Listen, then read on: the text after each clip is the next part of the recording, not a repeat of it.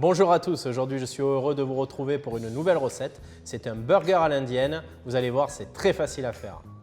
Pour cette recette, alors il nous faut des blancs de volaille, de l'avocat, un mélange d'épices, de la chapelure, un joli mesclun, de la coriandre, un oignon blanc, le fameux pain à burger. Moi j'affectionne le pain à burger brioché. Après faites-vous plaisir, prenez ce qui vous fait plaisir. De l'huile d'olive et bien évidemment un bon couteau qui coupe. Alors pour cette recette, on va commencer par couper le blanc de volaille, comme ceci. Alors, vous embêtez pas, coupez-le de manière succincte pour pouvoir après le mixer. Pour l'oignon, vous embêtez pas, faites la même chose, le mixeur fera votre travail.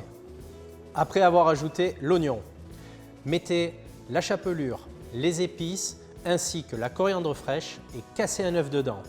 Une fois que vous avez tous les éléments dedans, mixez-le environ pendant 1 minute de manière à obtenir vraiment une farce très homogène. Maintenant, on va modeler nos steaks par rapport à la taille du pain. Donc, si vous les voulez bien épais, ce qui vous permettra d'avoir un steak bien moelleux à la cuisson. Si vous le désirez plus cuit, je vous conseille de le faire beaucoup plus fin.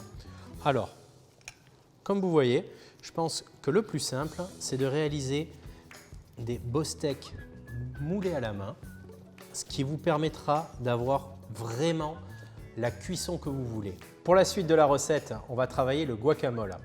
Alors, pour ceci, il nous faudra des yaourts. Le yaourt, je vous conseille de prendre du yaourt à 0%, bien sûr pas sucré, de manière à apporter une belle texture au guacamole. Pour les avocats, choisissez-les bien mûrs, ainsi qu'un citron jaune. Pour découper l'avocat, c'est toujours compliqué.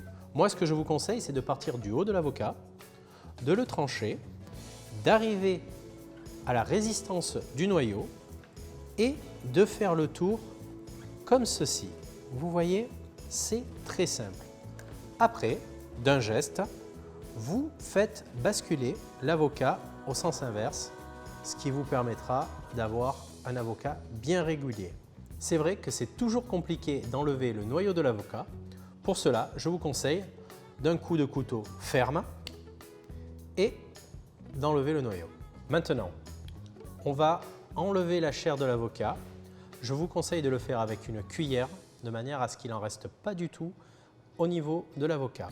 Par la suite, vous allez couper le citron jaune en deux, puis mettre le jus à l'intérieur de la cuve ainsi que les 3 yaourts afin d'avoir une texture bien homogène. Après avoir bien mixé, vous retrouvez à l'intérieur la texture du guacamole. Vous voyez, elle est bien crémeuse, bien moelleuse. Pour le poêlage des steaks, je vous conseille dans la poêle, afin d'avoir une belle coloration et qui n'accroche pas dans la poêle, de mettre un petit morceau de papier sulfurisé. C'est vraiment un conseil très pratique que vous pouvez faire pour les steaks hachés, pour le poisson et pour une multitude de choses. Maintenant, nous allons les poêler de chaque côté bien uniformément afin de retrouver une belle coloration suivant bien évidemment la cuisson que vous désirez. Après avoir bien coloré vos steaks, prenez les pains à burger ainsi que la viande, mettez-les au four à 180 degrés pendant 3-4 minutes de manière à avoir le pain à burger bien moelleux et votre viande bien à point. Tout est cuit, tout est bon. Nous allons faire le dressage ensemble maintenant. Commençons par le guacamole. Après le guacamole, venez déposer le steak.